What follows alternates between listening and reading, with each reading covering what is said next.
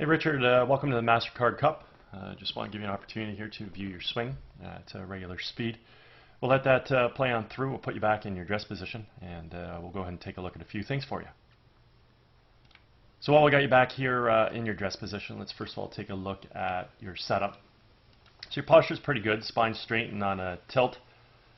Legs come down into an unlocked position. Arms hang down or are held a little bit out in front of you, and then the club works out to the ball. So if I going to work on your golf game and we were going to deal with your posture, we'd get you to stand a little taller in your spine. Keep your legs exactly where they are, nicely unlocked position. Get your arms to hang down a little bit more naturally so your hands are a little closer to your thighs. Obviously your hands will be set a little bit higher due to the fact that, we're going to get your spine to stand up a little taller. Let the golf club work out to the ball, and at that point in time we're probably going to be positioned a little bit closer to the ball due to the fact that we're standing up a little bit and dragging our hands a little closer to us. So instead of this sort of little tilted over too much spinal position, reaching out with the hands, that would be a nice little correction there. Next thing we want to observe is your alignment.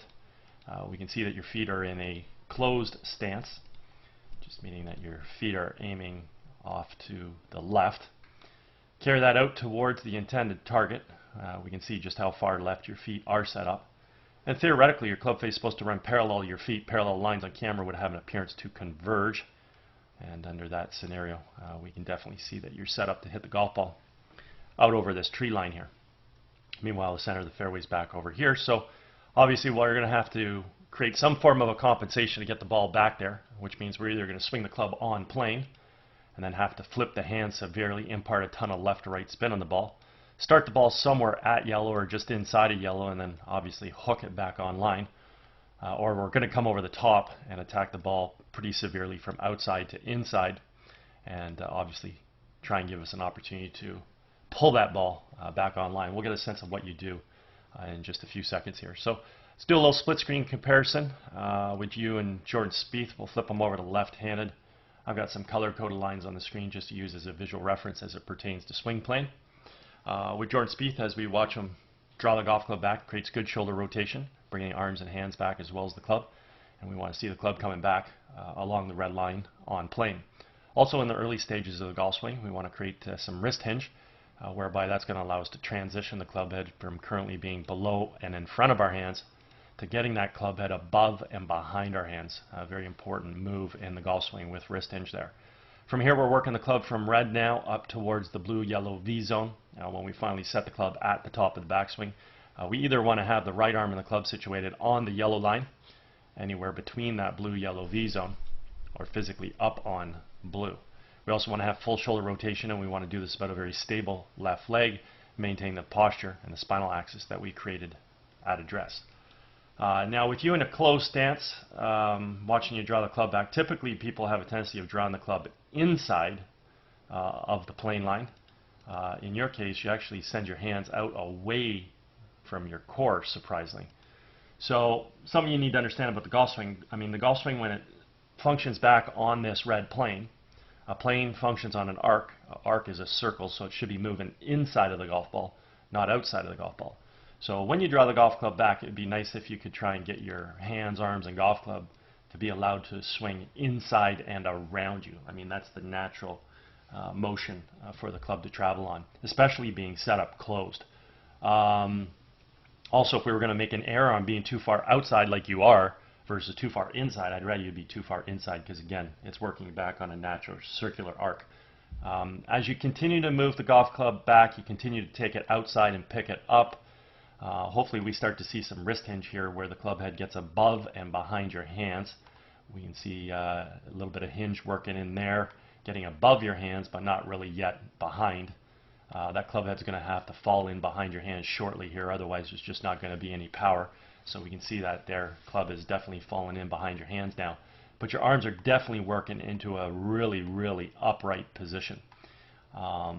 Basically, the kind of golf swings we see that do move like this, we do not see it very often, but it would be like a Jim Furyk or Freddie Couples. They basically just pick the hands up, the club outside, but then what they do is they create a massive reroute back to the inside where the arms, the hands, and the golf club now reroute back towards the blue-yellow V zone, and then back down onto red and still come into the ball from an on-plane position, making the backswing irrelevant. But in most people's cases, obviously, whatever happens initially has a direct influence on the next element of the golf swing. So there's a domino effect. So with Jordan Spieth, as he creates his transition back into the ball, simply want to drive our weight from our left foot to our right. We want to fire our knees and our hips to the target. We want to unwind our core and fire the hands. And in doing so, we want to bring the golf club from wherever we set it in that blue-yellow V zone, hopefully, and bring that golf club back down onto red. And that's exactly what we see with Jordan Spieth. The golf club has returned back to being on plane. The other thing we want to pay attention to at this stage of the golf swing is the relationship between the lead form and the golf club. I refer to this as the check mark position, and this is really the most important aspect of a golf swing in order to allow us to hit the ball far with power and also be able to hit the ball straight. Because at this point in time, he's retaining angle and the club head is remaining above and behind his hands. With you, as you create your transition back in the ball from the steep position, very likely you're going to come back into the ball steep from over the top. That's going to allow you to attack the ball from out to in, but that's your compensation to allow you to hopefully pull the ball back to the center of the fairway. So we go ahead and watch your transition here. Once you complete the backswing, which we can see gets even a little further out of position there with the left elbow flying, arms really steep, club actually getting way past parallel and reappearing over on the other side. So now we're done. We're creating some nice transition back in the ball from left to right with your feet and your knees. Your core's working, your hands are working, and let's see what goes on with this golf club here. So let's see if you reroute this back anywhere close to the blue-yellow V zone, and then let's see if you can get it anywhere close to red. So here we go. Hands are coming down. Yeah, we got an over-the-top move. So the hands aren't even working back towards the yellow-blue V zone. There's no way that golf club is going to be able to do that either. So as we get into this position here, we can go ahead and mark your club head. I mean, nice thing is you do still have the club head above and behind your hands, so you have a backwards check mark, that blue check we see with Jordan. But obviously we're in a way different location. So let's bring this down. Let's track the club head coming into the ball so we can see it staying way out in front. Next frame is going to go even more out in front and even outside of the ball now. Actually, we don't get that frame, so we'll leave it there. We basically get the club back to the ball, obviously, because we want to make contact with the ball. But if we connect the dots, we can get a pretty good visual just as to what that descending plane looked like coming into the golf ball. So we can see that over the top move from your steep position is causing a steep downswing, ultimately causing an out to in path, which we'll take a look at it in a second here. Whereas again, with Jordan Spieth, we can see his club return back to plane here. I mean, that would be your frame right about here. We can see it's nowhere close to being on plane. And then from here, we can see that Jordan's club simply comes into the ball directly from this red line, so directly from on plane. And as I already stipulated earlier, this is what produces straight golf shots in accordance to our alignment. Lastly, assuming club face squares up via having a good grip. So if we want to have consistency and we want to hit a ball straight, three things we need. We have to aim well. Feet have to run parallel right of our club face, as well do the knees, hips, shoulders, and arms. Club then has to return back down onto plane in order to hit the ball straight based on that alignment, and then the club face has to square up via having a good grip. So we can see in your case, we had already mentioned that we were aimed way out to the left. We now see that you come over the top, come into the ball steep, and you're going to be attacking the ball from out to in, and that will hopefully prevent you from, obviously you won't start the ball here, it's going to help you hopefully pull the ball somewhere back towards the center of the fairway. So let's go ahead and clear all this stuff off the screen, and let's now actually look at the path of the club just as we're getting ready to strike the ball. So with Jordan, his club is inside the ball, expanding out to make contact, moving through on a nice natural subtle arc. Your club, as we know, came in steep, got just here right before the ball. So what I want you to pay attention to now is watch where the club goes. It goes straight down and across. So there it goes. So very simply put, if we square the club face up to this path, the nice thing is that the compensation may pay off and you might be able to pull the ball back towards the center of the fairway. It does require a lot of timing on your part, because what happens here is, because we're swinging that golf club so severely from out to in, if we happen to over-release the club to the path, not only does the ball get pulled back online, but now it has left to right spin, and we're going to hit some form of a pull draw or pull hook. If we happen to leave the club face too open, what will end up happening now is we'll have right to left spin, and we'll hit some form of a pull slice. If the timing's on, you can hit what I refer to as a pull straight shot, or just a subtle pull draw or pull fade, resembling the yellow and blue arrows, but just not to the severity of the pull hook and the pull slice.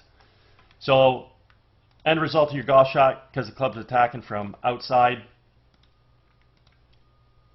striking the ball moving to the inside, the end result of the golf shot's dictated or determined based on the timing of the club face. Over release the club follows yellow, under release the club follows blue, and if the timing's on, you can hit what I refer to again as a pull straight shot, or a subtle pull draw, or a subtle pull fade, because obviously you're having to pull the ball back to the center due to the fact of the alignment.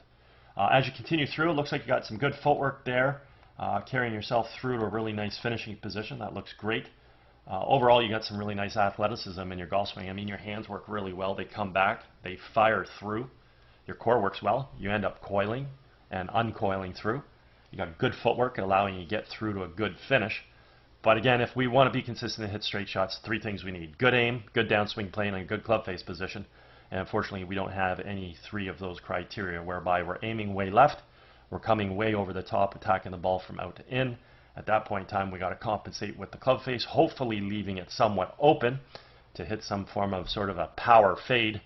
And like I said, that does require a lot of precise timing on your part. I want to just sort of check out the club face and see what it actually did here, if I can tell.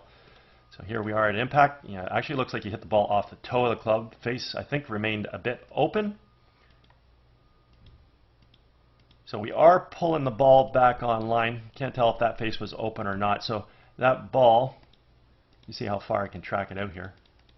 Yeah, I mean, that ball basically tracked out in this direction, so towards your target. But like I said, and it went on a very, very low launch angle. But again, like I said, depending on what that club face did will determine what happens to the golf ball. And you will definitely see a lot of left to right dispersion based on the timing of your club face. It's not to say you can't hit good golf shots, but like I said, it does require precise timing to be able to do this on a repetitive basis. Okay? Anyways, I hope you had a fabulous day. If at any point in time you ever want to work on any of these aspects of your golf game, I'm located over at Glen Abbey in Oakville. Be happy to structure a program for you. And also, if you're involved with any golf tournaments at all, you guys are looking for a unique gift to provide your guests, feel free to reach out. Be happy to discuss my swing analysis services. Anyways, again, hope you had a great day, and hope you enjoyed getting an opportunity to see your swing on video. Take care.